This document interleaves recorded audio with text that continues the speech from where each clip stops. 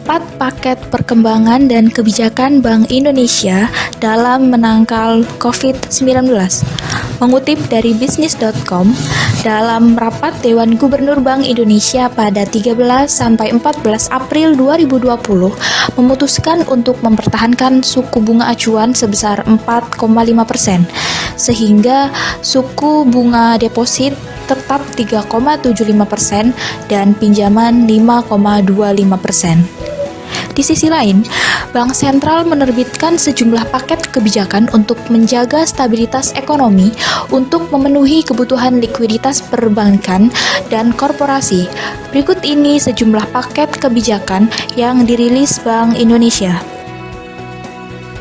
Kebijakan pertama, yaitu untuk stabilitas dan penguatan nilai tukar rupiah, Bank Indonesia meningkatkan intensitas kebijakan triple intervention baik melalui spot, domestic non-deliverable forward, maupun pembelian surat berharga negara dari pasar sekunder.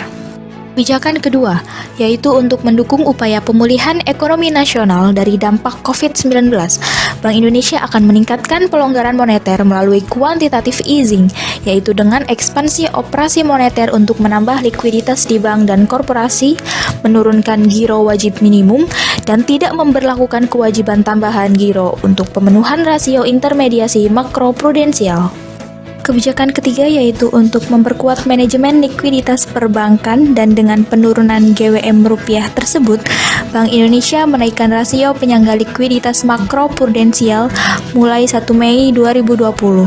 Dan kebijakan keempat yaitu untuk memperluas penggunaan transaksi pembayaran secara non-tunai dalam memitigasi dampak COVID-19. Bank Indonesia meningkatkan berbagai instrumen kebijakan sistem pembayaran dengan mendukung program pemerintah dalam percepatan penyaluran program bantuan sosial secara non-tunai kepada masyarakat, meningkatkan sosialisasi kepada masyarakat untuk menggunakan transaksi non-tunai, serta melonggarkan kebijakan terkait kartu kredit bagi nasabah.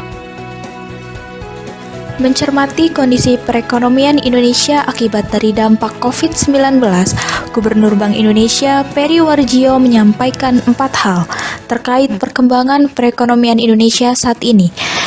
Yang pertama mengenai nilai tukar. Nilai tukar rupiah bergerak stabil dan cenderung menguat ke arah 15.000 di akhir tahun. Hal ini diperkirakan dari rupiah yang pada level 16.200 per dolar AS pada 9 April 2020 dan data terakhir di sore harinya pada level 15.930 per dolar AS. Yang kedua yaitu cadangan devisa diperkirakan akan meningkat. Yang ketiga, kerjasama repo line dengan Bank Sentral Amerika Serikat senilai 60 miliar US dollar telah siap untuk sewaktu-waktu digunakan. Hal ini menunjukkan tingkat kepercayaan Bank Sentral Amerika Serikat kepada Indonesia dalam mengelola ekonomi dan prospek ekonomi Indonesia ke depan. Dan perkembangan terakhir mengenai perkembangan harga-harga di pasar terpantau cukup terkendali dan rendah berdasarkan survei pemantauan harga yang dilakukan oleh Bank Indonesia dengan 46 kantor perwakilan Bank Indonesia di daerah. Melihat dinamika penyebaran COVID-19 dan dampaknya terhadap perekonomian Indonesia dari waktu ke waktu, Bank Indonesia akan terus memperkuat koordinasi dengan pemerintah dan OJK untuk menentukan kebijakan lanjutan yang perlu ditempuh untuk menjaga stabilitas makroekonomi dan sistem keuangan Indonesia, serta menopang pertumbuhan ekonomi tetap baik dan berdaya tahan. Oke, sekarang kita akan bahas analisa ISLAM dan ADAS dari sisi makroekonomi syariah. Seperti yang kita tahu saat ini, di dunia ini sedang terjadi COVID-19. Di Indonesia tentunya juga terjadi COVID-19. Nah, COVID-19 ini mempengaruhi pertumbuhan ekonomi Indonesia menjadi menurun, semakin menurun.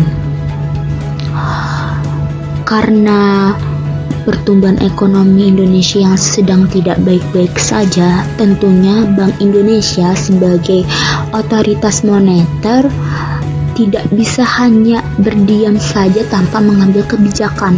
Nah, makanya itu Bank Indonesia melakukan kebijakan moneter ekspansif. Seperti yang sudah kita pelajari di ekonomi umum, kebijakan moneter itu dibagi menjadi dua. Ada kebijakan moneter ekspansif dan kontraktif. Apa bedanya? Kebijakan moneter ekspansif digunakan untuk mengatasi gap resesi dan kebijakan moneter kontraktif digunakan untuk mengatasi gap inflasi. Karena pertumbuhan ekonomi Indonesia yang menurun, tentunya Bank Indonesia melaksanakan kebijakan moneter ekspansif. Nah, dalam perekonomian Islam, sektor perbankan tidak mengenal suku bunga. Nah, dalam Islam suku bunga itu adalah riba. Jadi diharamkan. Maka dari itu, ekonomi Islam tidak menggunakan instrumen suku bunga.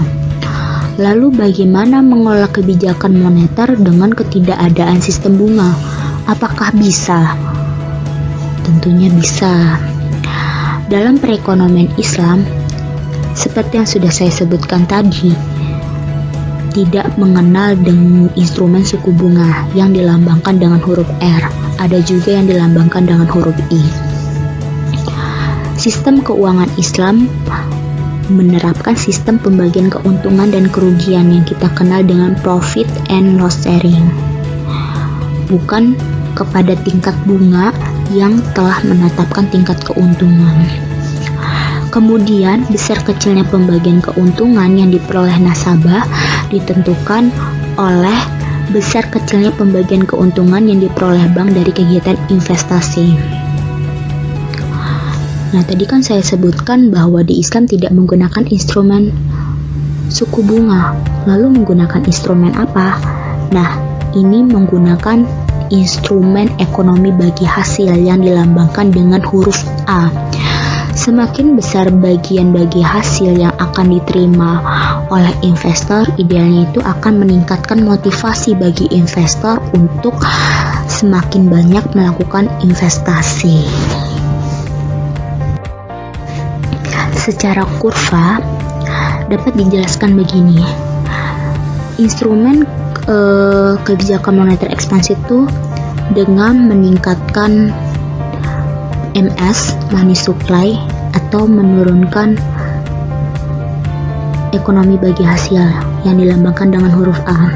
Nah, ketika money supply-nya ini meningkat atau MS-nya meningkat, maka MS1 bergeser menjadi MS2 seperti yang tergambar pada kurva. Nah, ini menyebabkan penurunan terhadap A dari A1 menjadi A2.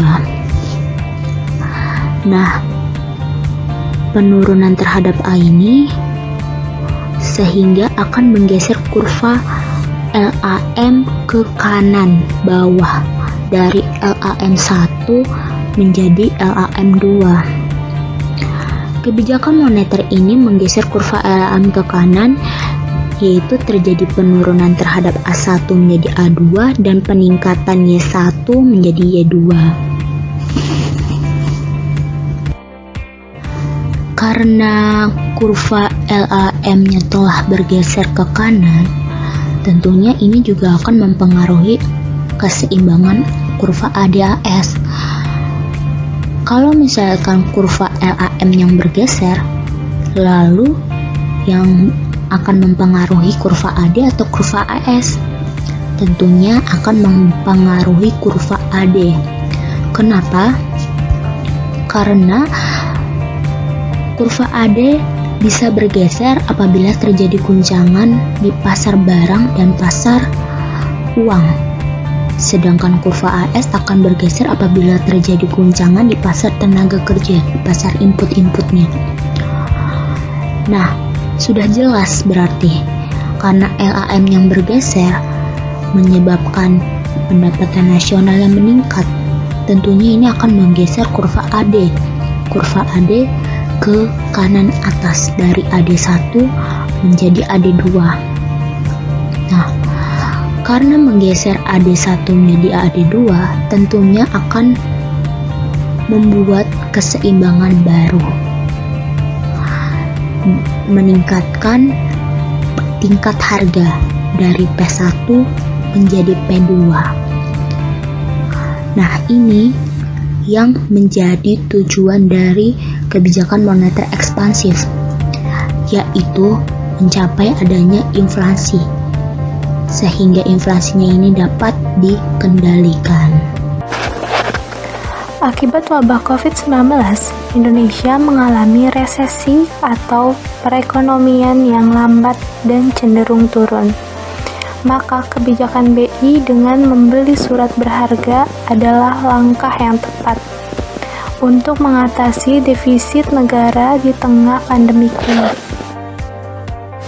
Menurut Fahim Khan, pada saat perekonomian berjalan lambat, kondisi kebijakan fiskal tidak lagi efektif.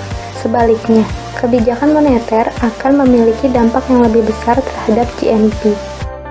Salah satu kebijakan moneter yang diterapkan saat ini adalah kebijakan moneter ekspansif.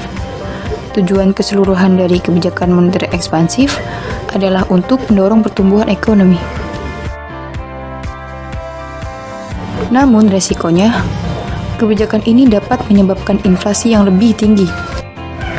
Dengan BI membeli surat berharga, maka akan menyebabkan meningkatnya jumlah uang beredar yang pada akhirnya akan meningkatkan output. Dalam kondisi saat ini, yang paling penting dan menjadi tujuan utama dari penerapan kebijakan ini adalah untuk meningkatkan output, sehingga ekonomi tetap mengalami pertumbuhan yang positif.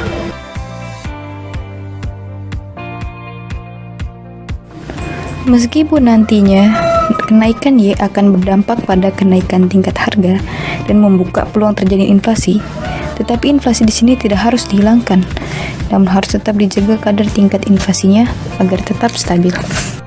Akhirnya, kita masuk kesimpulan bahwa kebijakan moneter berupa membeli surat berharga bertujuan untuk menjaga kondisi perekonomian bangsa di tengah pandemi COVID-19. Bank Indonesia berupaya menjaga nilai tukar rupiah dan kestabilan harga agar kondisi perekonomian tetap terkendali.